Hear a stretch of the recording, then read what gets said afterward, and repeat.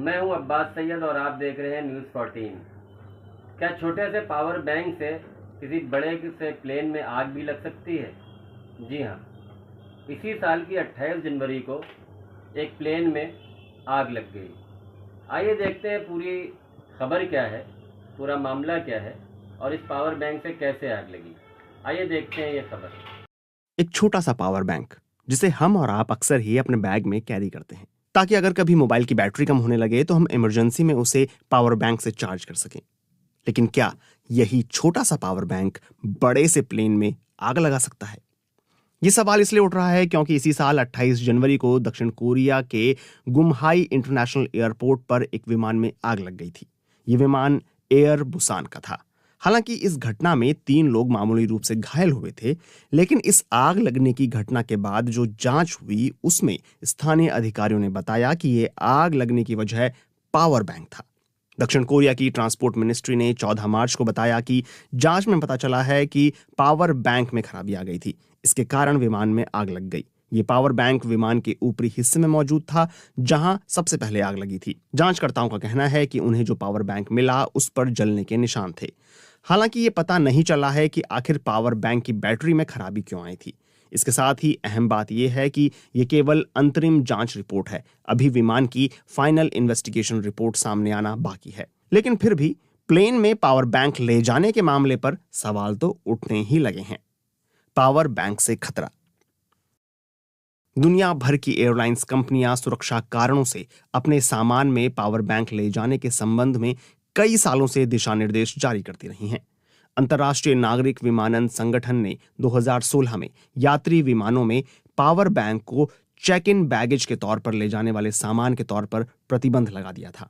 दक्षिण कोरिया में एयरबस विमान में आग लगने की घटना के बाद अब एयरलाइंस हैंड बैगेज के तौर पर भी पावर बैंक रखने से जुड़े कड़े नियम अपनाने जा रही हैं। पावर बैंक पर सख्ती।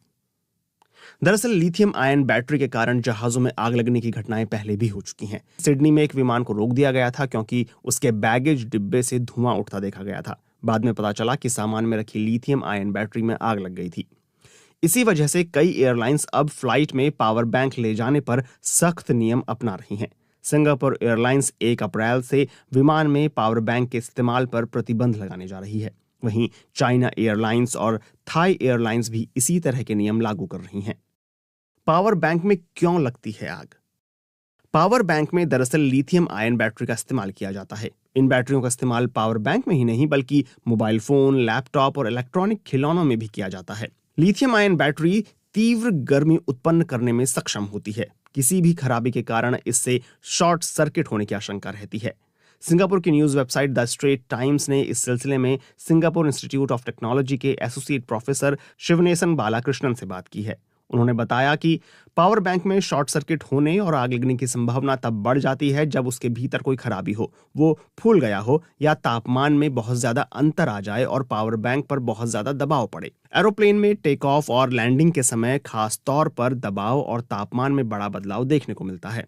इसके साथ ही वो बताते हैं कि अगर पावर बैंक के साथ मेटल का दूसरा सामान जैसे सिक्के वगैरह रखे हों और वो यूएसबी पोर्ट के संपर्क में आ जाएं, तो उससे भी आग लगने की आशंका बढ़ जाती है। पावर बैंक जो फ्लाइट में रख सकते हैं। पावर बैंक बनाने वाली कंपनी एम्ब्रेन के मुताबिक फ्लाइट में पावर बैंक साथ रखने से जुड़ी लिमिट तय की गई है। पावर बैंक का साइज वॉट घंटे के मुताबिक तय किया जाता है। 100 वॉट घंटे तक की क्षमता वाले पावर बैंक फ्लाइट में ले जा सकते हैं। इसमें आमतौर पर 27,000 mAh वाले पावर बैंक आते हैं। ये उसके वोल्टेज पर निर्भर करता है। इसके ऊपर 100 वॉट घंटे से 160 वॉट घंटे वाले पावर बैंक ले जाने के लिए एयरलाइन से मंजूरी लेनी होती है। ये ज्यादा क्षमता वाले पावर बैंक होते हैं जिन्हें आमतौर पर लैपटॉप चार्ज करने के लिए इस्तेमाल किया जाता है। इससे ज्यादा क्षमता वाले पावर बैंक को फ्लाइट में